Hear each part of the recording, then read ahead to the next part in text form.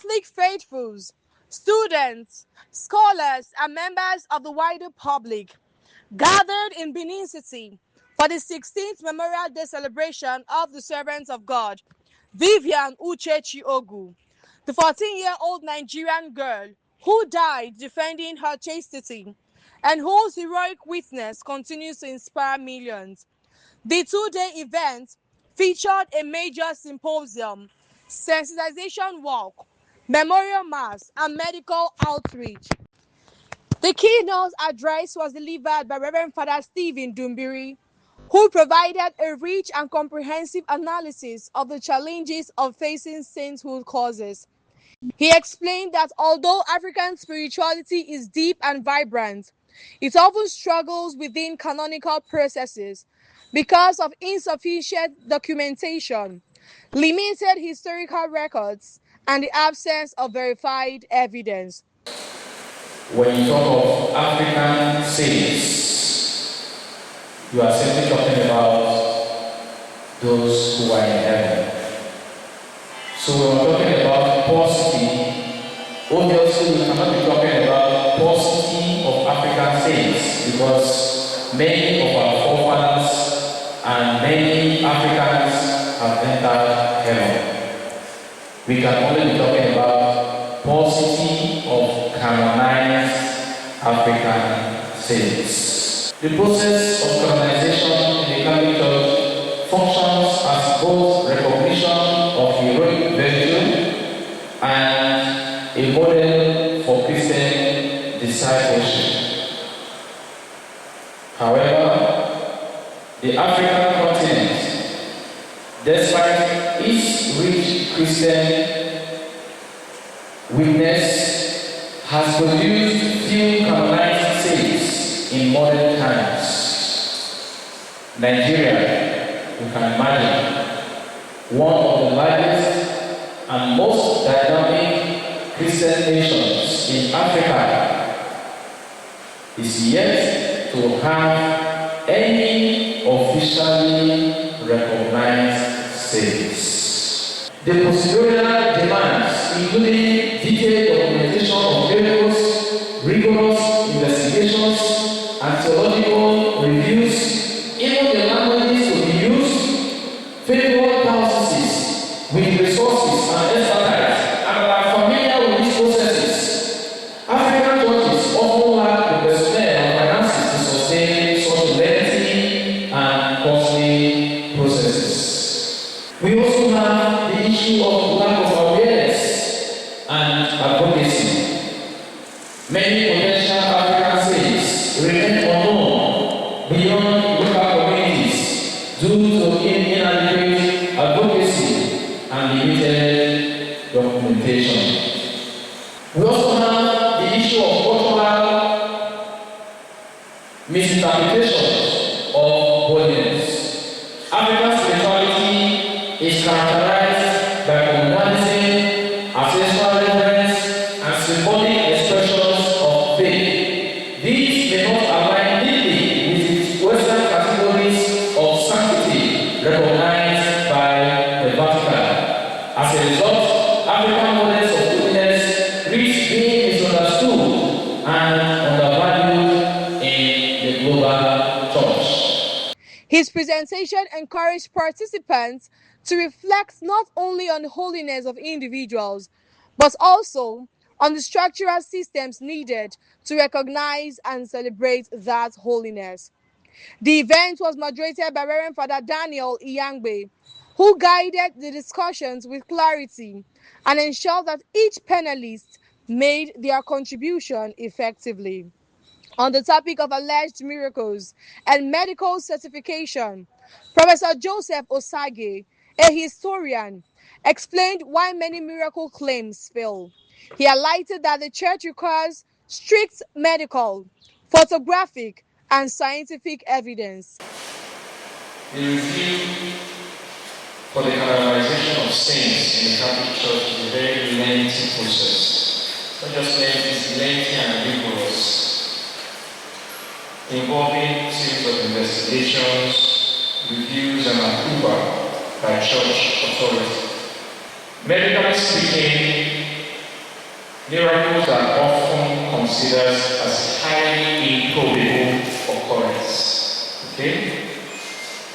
Where a disease or health-related occurrence appears without conventional treatments. So you may not have any scientific explanation for what has actually taken place. Medical miracle can also be considered as the realm of expected recoveries that physicians or medical experts find near impossible to believe. It's true that there are real miracles. It's also true that you will also have good documentation of these events.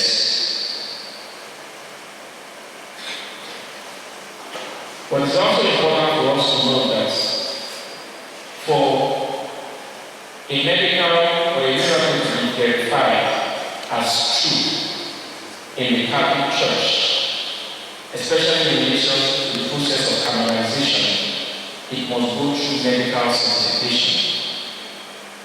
And what is medical certification in relation to the Church? It relates to processes that are set up by the Catholic Church to investigate one and also to validate claims relating to. It's important to also know that their primary role is not to prove that a miracle has occurred. That doesn't come within their role. It's to look at the evidence before them and determine if the cure is inexplicable by current scientific standards or knowledge or natural means. And so you need to look at the two divisions.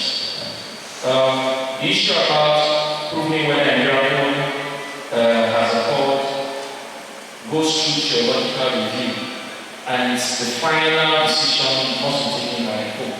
So that doesn't fall within the purview of the medical review or the medical board. So their role is to look at the evidence before them and to establish that this miracle is inexplicable, that it cannot be explained by current scientific medical knowledge.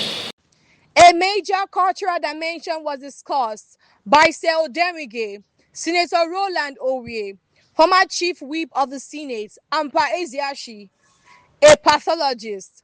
Their session focused on relic authentication and African burial practices. They noted that traditions such as immediate burial and restrictions against postmortem examinations often conflicts with the Church's need for verified relics. Without authenticated relics, certain stages of the canonization process cannot move forward. Relics are human remains or personal items associated with deceased individual. What we're talking about is that a person had died and the remains, these remains or the belongings that are associated to that deceased body, if they are certified to be holy, they are known as relics. Postmortem autopsy is key in trying to authenticate. And at times, the postmortem autopsy may go beyond just ordinary autopsy. They want to do some special technique like DNA analysis. When you do a DNA analysis, you want to know if they say the body was buried here 100 years ago, or very sorry, 100 years ago, you will take the piece of bone and you will subject it to a DNA analysis. It will tell you if they say the history says that it's a male or it is from this heritage, and by the time you analyze it and you do one or two things, it will give you that information about that race. In the Catholic Church, relics are not medical or artifacts. They are visible signs of invisible grace, tangible witnesses to the mystery of sanctity. The Catechism of the Catholic Church, number 32-36, reminds us that the religious sense of the Christian people has always found expression in various forms of piety, venerating relics and the process of authentication itself is solemn, liturgical, and biblical act, anchored in truth, transparency, and the church in In Benin culture, the dead belong not only to the family, but also to their ancestral lineage and the land. Before they become out of a grave or winter content on your top, on the head of family or carrier, or in certain cases the communal head of family, who serves as the custodian of the ancestral to community land. Failure to obtain such consent may be interpreted as a spiritual act of invoking communal opposition. The church, therefore, was engaged traditional custodian early, not as adversary, but as partners in sacred stewardship. The spiritual integrity of the body. Now, coming to the tradition issue of exhuming somebody who has already been buried for examination, it is done, but with some sacrifices. It sounds like a mission lady who is married by a Lagos man, and God called mission lady. And the Lagos man said, I want to bury my wife in my place. He had to make some sacrifices with the Ishan people. Because traditionally, when an Ishan person marries an outsider, if God calls her, you bring her back to the family.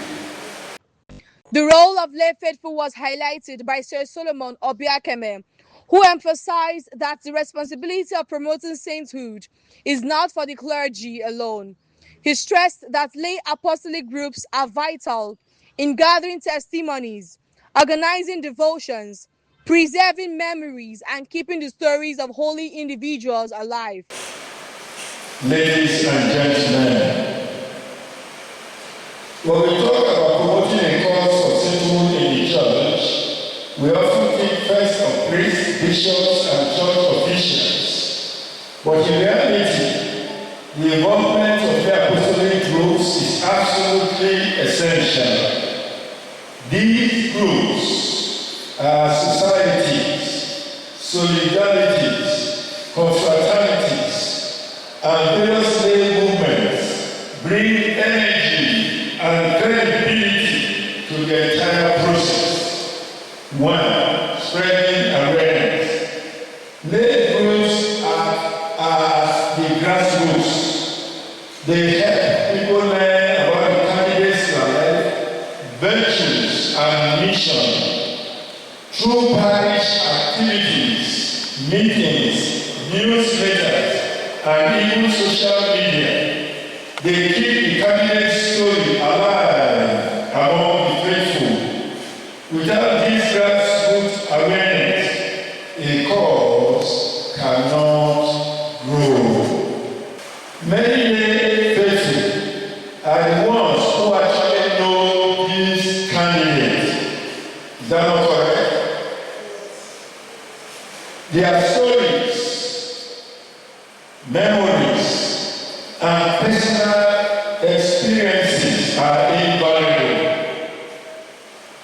Vivian lived amongst persons, worship in a parish, was in some lay apostolic groups. Those persons are the ones who interacted with her on a daily basis.